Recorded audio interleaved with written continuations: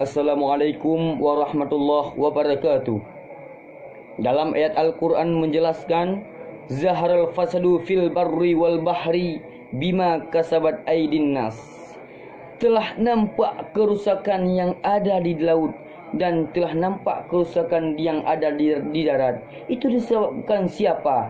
Bima kasabat aydin nas. Itu disebabkan oleh para tangan manusia, oleh para penguasa, oleh para penjabat, yang mana oleh mereka yang telah memperbuat sebuah yang namanya koruptor.